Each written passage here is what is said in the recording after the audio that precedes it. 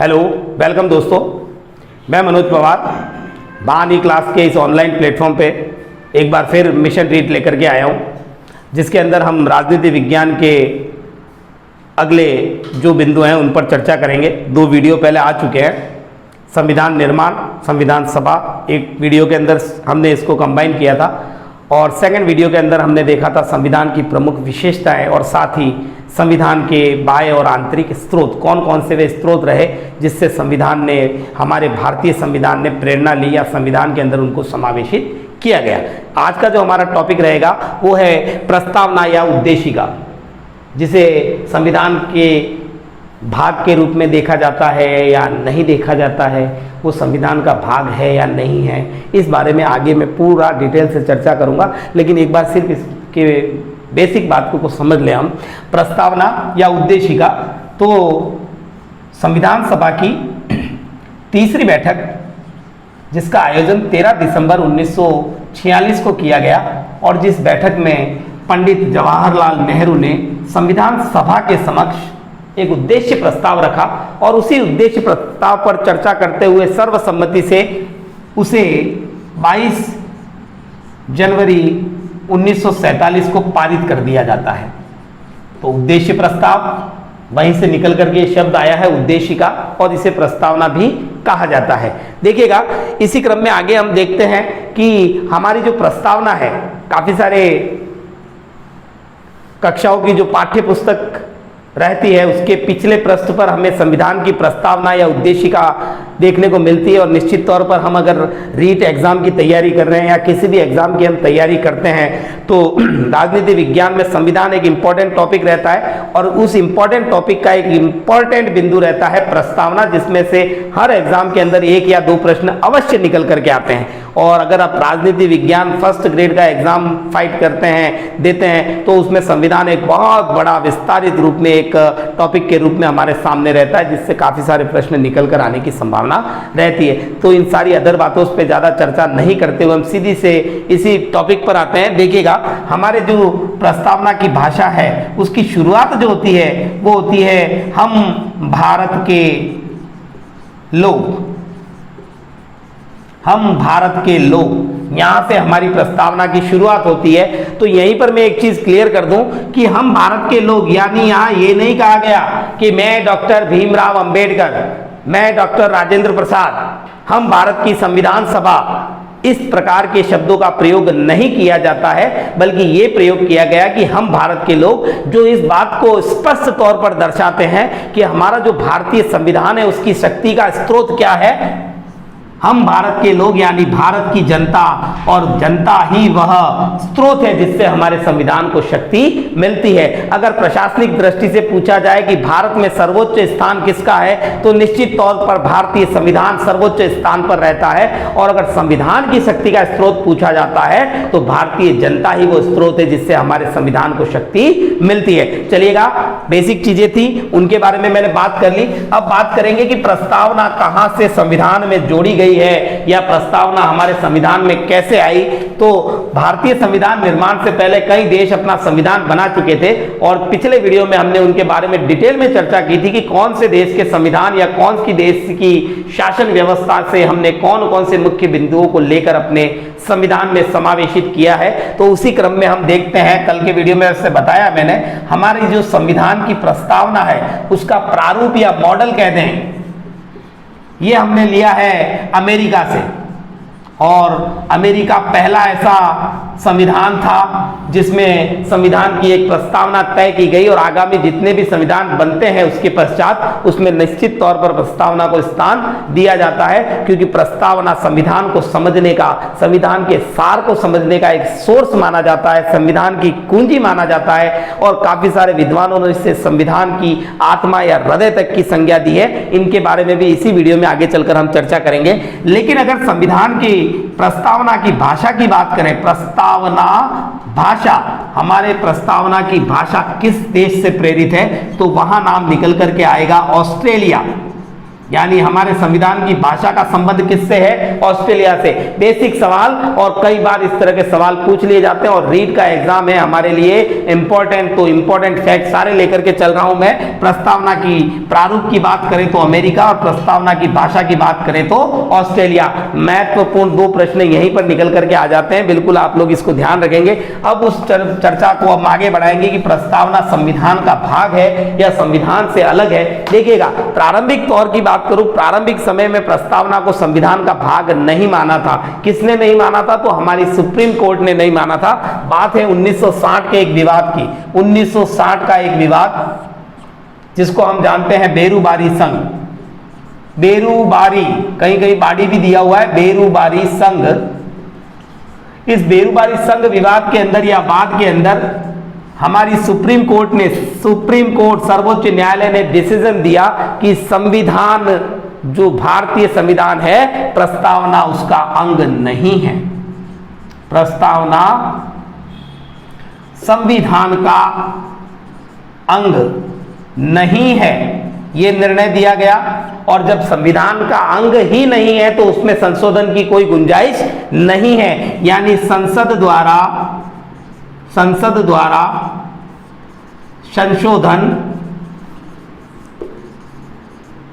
संशोधन नहीं किया जा सकता।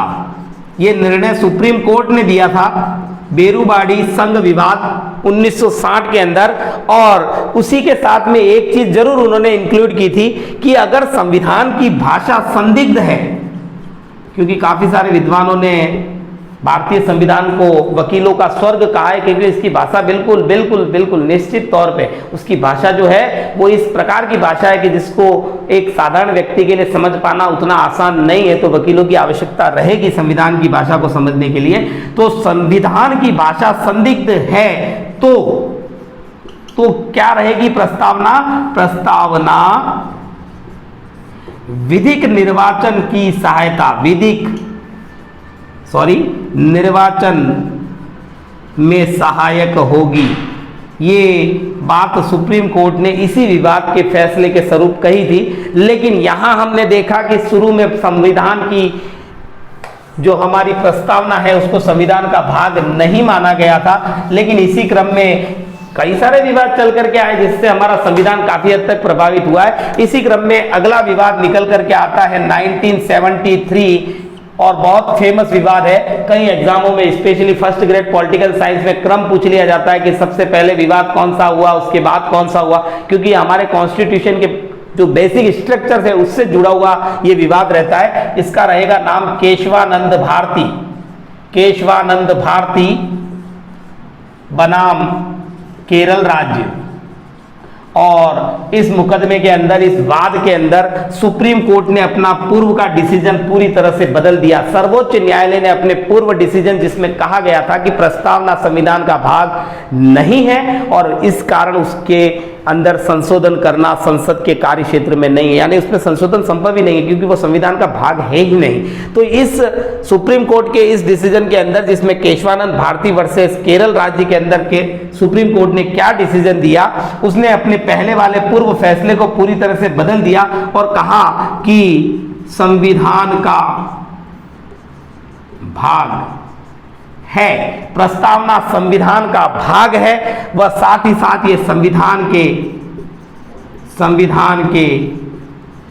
ढांचे को निर्धारित करता है, यानी ढांचे को निर्धारित करने वाला एक तत्व है। कौन? प्रस्तावना।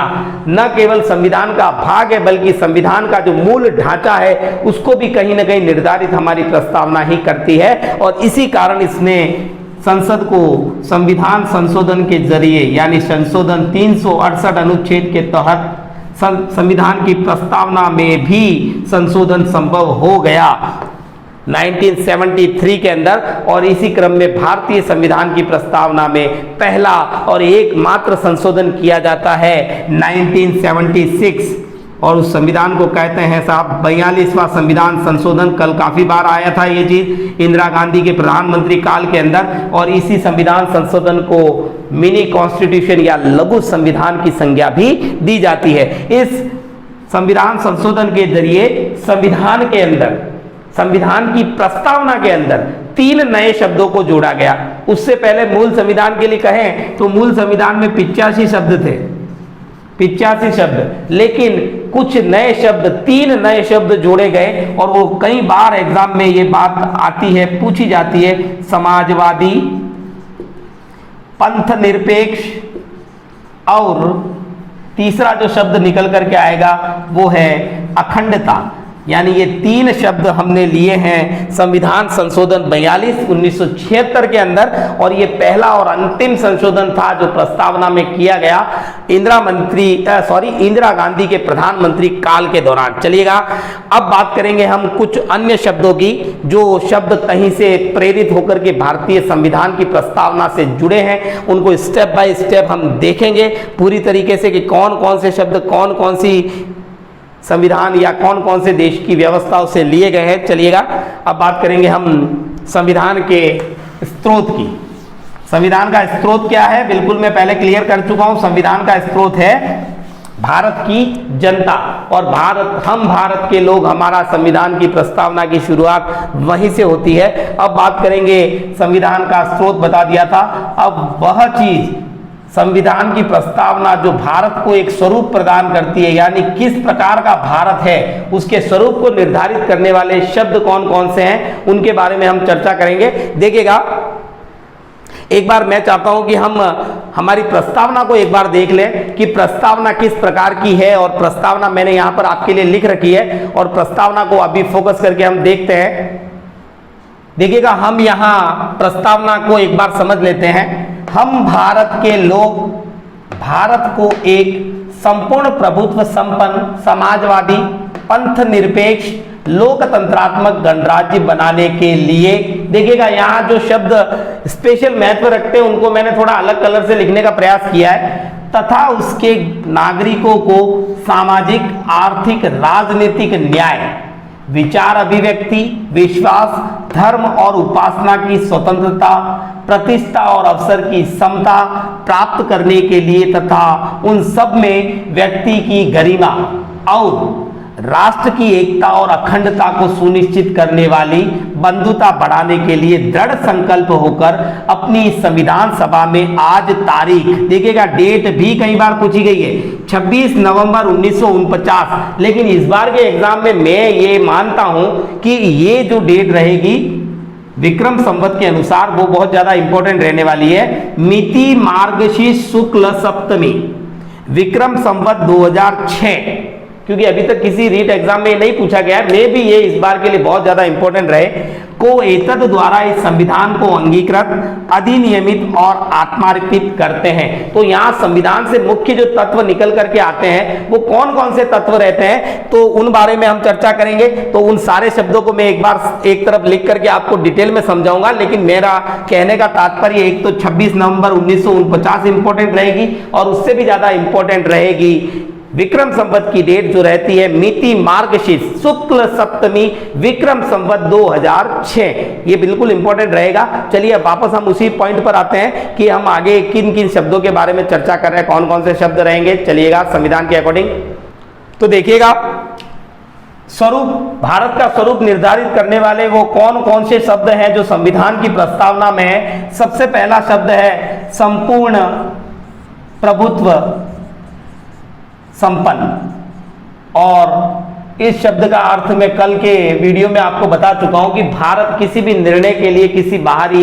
शक्ति पर आश्रित नहीं है, वो स्वयं के निर्णय स्वयं लेने में सक्षम है, यानी वो एक संप्रभुत्व या प्रभुत्व संपन्न राष्ट्र है, और यही स्वरूप हमारे संविधान की प्रस्तावना द्वारा भारत का तय किया गया है। अगला जो शब्द निकल करके आता है वो शब्द रहता है समाजवादी, और इस शब्द से जुड़ा हुआ प्रश्न मैं आपको पहले ही बता चुका हूं कि ये जो शब्द है समाजवादी, ये हमारे संविधान की प्रस्तावना में पहला और एकमात्र संविधान संशोधन 42वां जो किया गया उसके तहत जोड़ा गया शब्द है समाजवादी। और समाजवादी के साथ में तीसरा जो वर्ड है वो रहेगा पंथ निरपेक्ष, पंथ निरपेक्ष, और पंथ निरपेक्ष शब्द भी किस में जोड़ा गया, तो 42वें संविधान संशोधन, और तीसरा जो वर्ड जोड़ा गया वो अखंडता, आगे आएगा तब मैं बताऊंगा।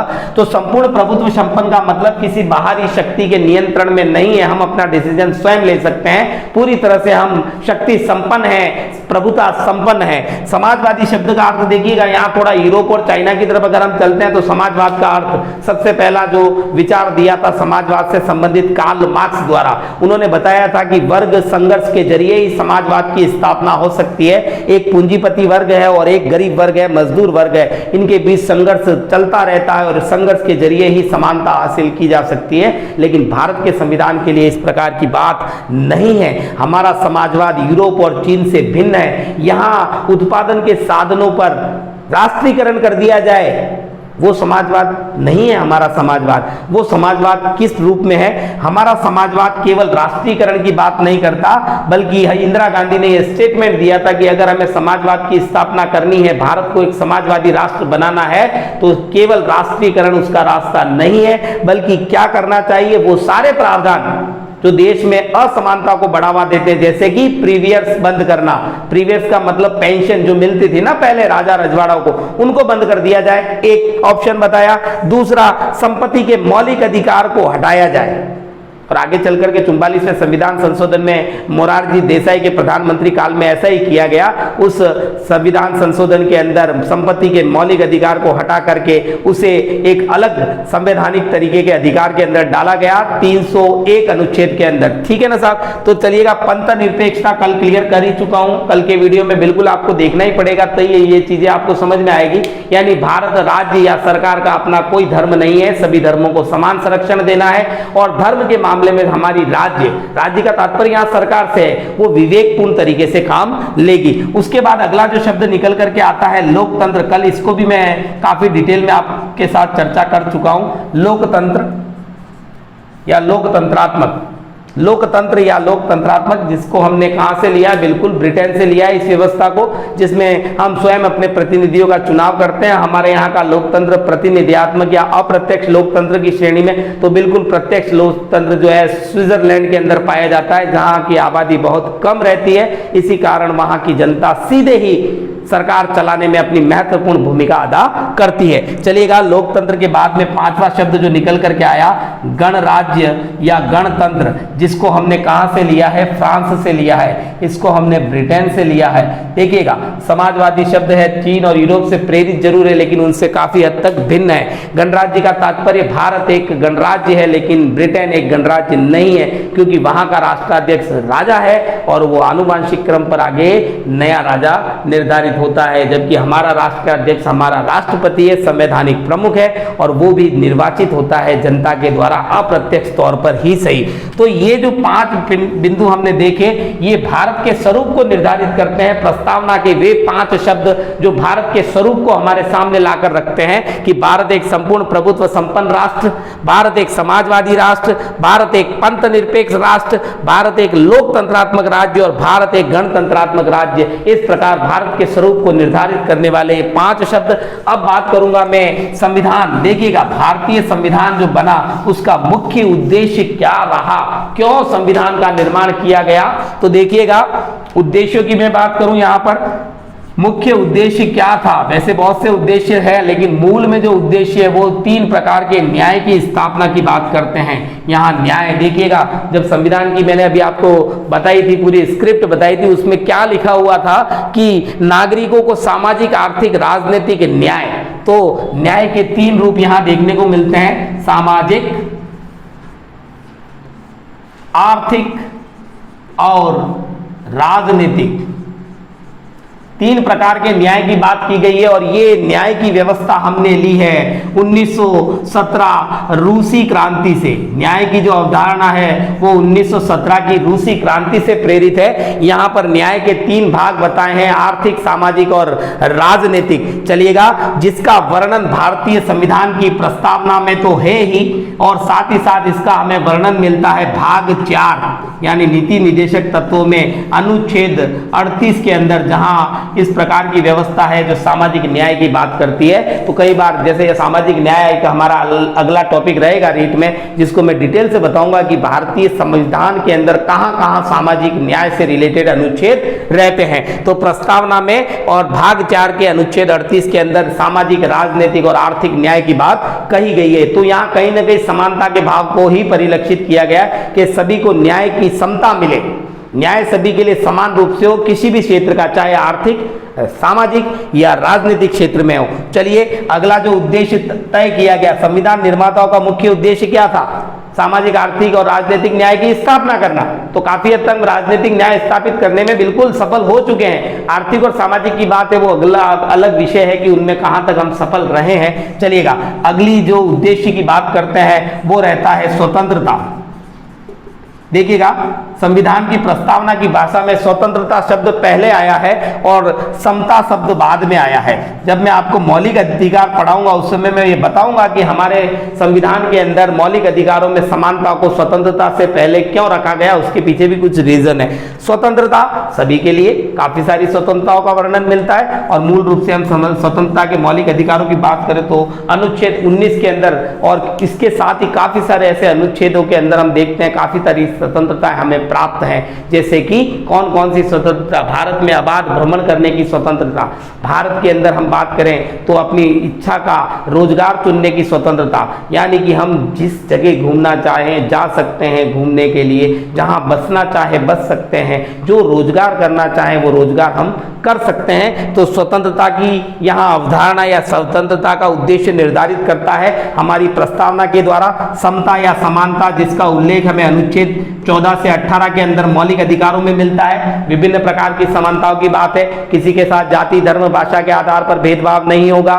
लेकिन यहीं पर इसी के अंदर 16 के अंदर ही हमें व्यवस्था दी गई है आरक्षण की व्यवस्था शैक्षणिक संस्थाओं में और लोक नियोजन यानी कि रोजगार के अंदर। वो हम मौलिक अधिकार पे बिल्कुल बहुत अच्छे से, क्योंकि हम टॉपिक से नहीं भटके, प्रस्तावना हमारा मूल टॉपिक रहेगा। उसके बाद में चौथा जो उद्देश्य है वो है व्यक्ति की गरिमा, और ये सारे के सारे शब्द हमारी प्रस्तावना में है। व्यक्ति की गरिमा जिसकी बात अनुच्छेद 21 में कही गई है। अनुच्छेद 21 हमें जीने का अधिकार प्रदान करता है, यानी हम अपनी इच्छा से अपने जीवन को जी सके, तो कहीं ना कहीं उसमें व्यक्ति की प्रतिष्ठा या गरिमा को भी सुरक्षित रखा गया है। उसके बाद में बात आती है राष्ट्र की एकता और अखंडता।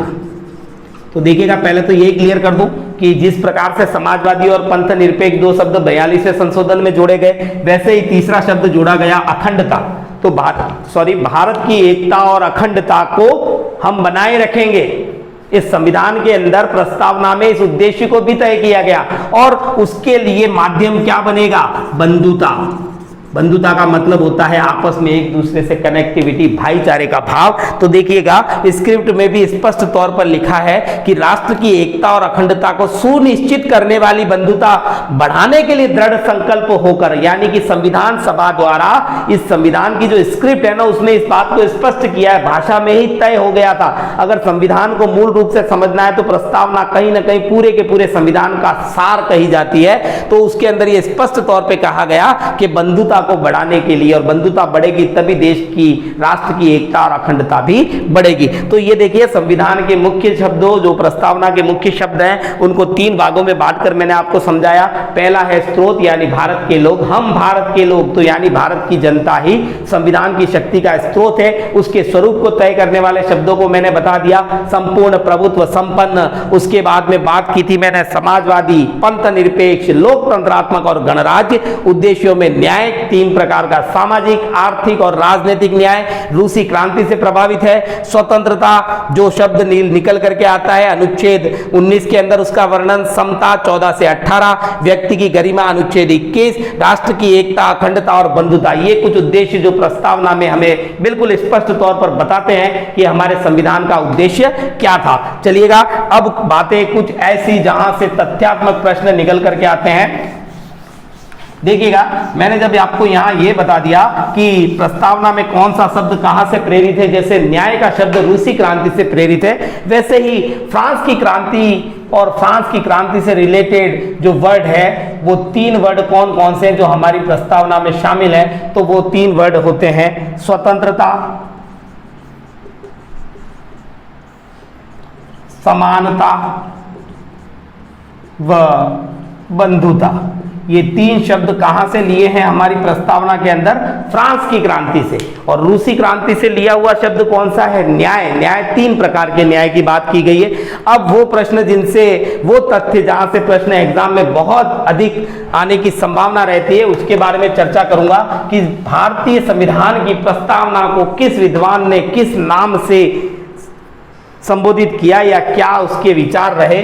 तो सबसे पहला नाम निकल करके आता है N.A. पालकीवाला। ये कल वाले वीडियो के अंदर भी हमने इसको डिस्कशन किया था। उन्होंने क्या कहा है कि प्रस्तावना भारतीय संविधान का परिचय पत्र है, परिचय पत्र, आइडेंटिटी कार्ड है हमारे कॉन्स्टिट्यूशन का, ये कहते हैं N.A. पालकीवाला। दूसरी बात करूंगा मैं अल्लादी कृष्णा स्वामी अय्यर। अल्लादी कृष्णा स्वामी अय्यर क्या कहते हैं? इन्होंने कहा है कि ये हमारे दीर्घकालीन सपनों का विचार है, हमारे दीर्घकालीन सपनों का विचार। ये सारे वक्तव्य किसके बारे में कहे गए हैं? यस, बिल्कुल, भारतीय संविधान की प्रस्तावना के लिए। तो देखिएगा, प्रारूप समिति के ही एक सदस्य रहे हैं K.M. मुंशी। K.M. मुंशी क्या कहते हैं उसको भी जान लेना जरूरी होगा। K.M. मुंशी ने कहा है इसे भारतीय संविधान की राजनीतिक कुंडली कहा है। भारतीय संविधान की राजनीतिक कुंडली किसने कहा है? K.M. मुंशी ने कहा है। तो एक विदेशी विद्वान जिनका नाम है अर्नेस्ट बारकर ने भारतीय संविधान की प्रस्तावना को क्या कहा है? संविधान का कुंजी नोट, संविधान का कुंजी नोट। तो बात करेंगे हमारे देश के प्रथम प्रधानमंत्री पंडित जवाहरलाल नेहरू ने क्या कहा है। तो नेहरू ने उसे संविधान की आत्मा या हृदय कहा है, आत्मा या हृदय कहा है। किसने कहा है? पंडित जवाहरलाल नेहरू ने। अगर बात की जाए कि संविधान की आत्मा या हृदय किस भाग को कहा जाता है ओवरऑल, तो वो बात आती है प्रस्तावना की। लेकिन डॉक्टर भीमराव अंबेडकर ने संविधान की आत्मा या हृदय किसे कहा है? B.R. अंबेडकर। तो वहां ये चीज बदल जाती है और वहां आ जाता है अनुच्छेद 32, यानी कि संवैधानिक उपचारों के अधिकार को डॉक्टर भीमराव अंबेडकर द्वारा। और प्रश्न वहां से भी कई बार आता है, यहां से भी आ सकता है। तो संविधान की आत्मा ओवरऑल किसी के नाम के बिना पूछा जाए तो निश्चित तौर पर हमारा उत्तर रहेगा संविधान की प्रस्तावना। उसके अलावा सुप्रीम कोर्ट के पास में भारतीय संविधान की प्रस्तावना को लेकर कई वाद आए हैं और उसके निर्णय रहे। तो सुप्रीम कोर्ट ने भारतीय संविधान प्रस्तावना को क्या कहा है? संविधान निर्माताओं की कुंजी।